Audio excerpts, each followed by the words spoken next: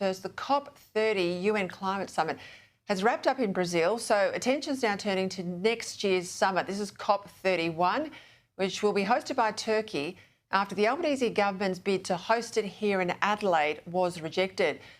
Never one to miss an opportunity to waste your money and to pontificate. Climate Minister Chris Bowen couldn't bank a saving from his loss of face on next year's UN Jamboree. He's got to let them have a go anyway at hosting what he's calling the pre-COP conference out here in the Pacific, as well as he got them to hand him the puffed-up title of President for Negotiations. Honestly, you cannot make this stuff up. Joining me now, the Australian's Environment Editor, Lloyd. Well, we got pensioners in this country, Graham, who can't afford to turn their heaters on in winter because our energy system has been completely Bowenised, and now he's planning on taking his ability to stuff things up to a whole new global stage. I mean, I bet we're going to end up spending almost as much on the lead-up Talkfest as we would have spent in Adelaide. What can you tell us? Well, good evening, Peter. I think the bottom line is there is nothing cheap about climate diplomacy. And unfortunately for taxpayers, having a COP in the Pacific or focused on the Pacific has been the foreign policy objective of the Albanese government from day one.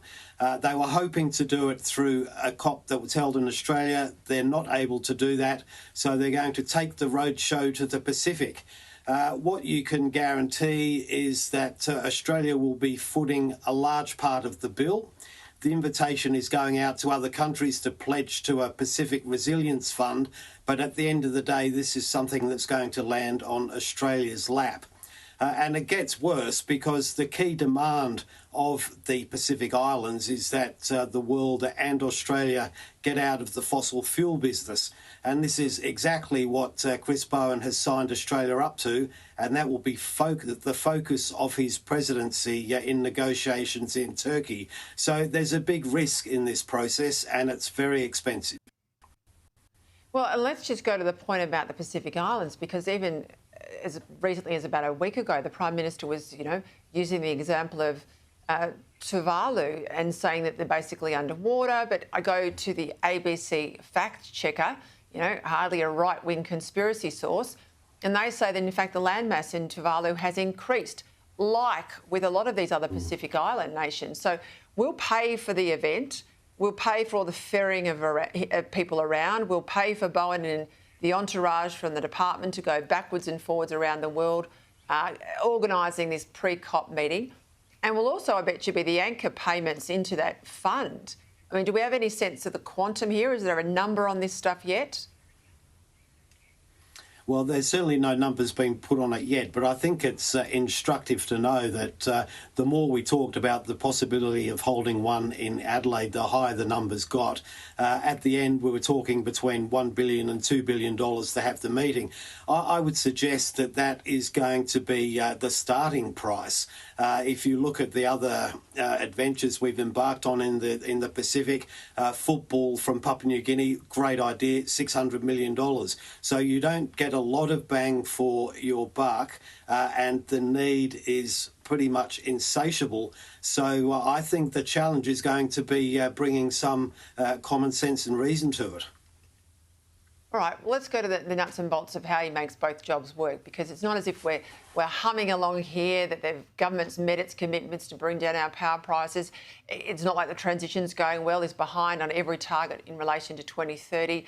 It's not like businesses are loving this green transition either. They're going out the back door and fast, and he's putting billions of dollars of taxpayers' money into business to shore them up. And it's not as if even the renewables rollout is going well, because we've got whole sectors of the community now, 150 community sites across the country where they are being resisted. These solar farms and wind farms are being resisted, Graham. So how does he do both jobs if he can't do the one here well?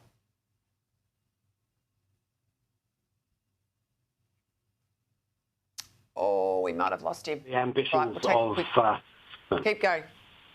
Yeah, is to put some space between itself and the ambitions of Mr. Bowen. I think he will be arguing things as COP president that will be quite hostile to Australia's best financial interests.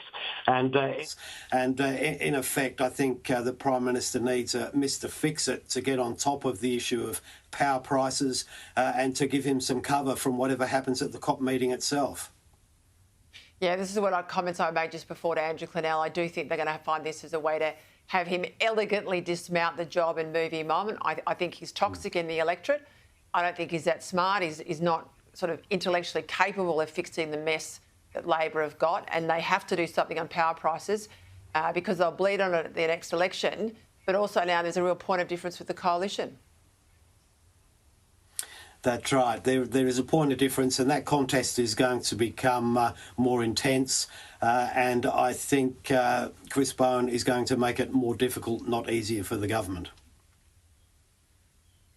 Look, just one before I lose you, I'm worried about your line, but just the asbestos links with these Chinese wind farms, how serious is this? Well, I think the serious element to it is that these things have been imported and installed without the proper checks on what's going into them. It's been found that there's some brake linings on the wind turbines that contains asbestos. It's probably not something that has a big impact on the broader community, but it goes to the issue of importing these things from China, the proper supervision on what they entail, and of course the big question, what else don't we know? And of course, if you're a farmer in the vicinity and they use those brakes and it's windy, of course that asbestos is spread over quite a huge area. We'll leave it there, Graham. Thanks for your time.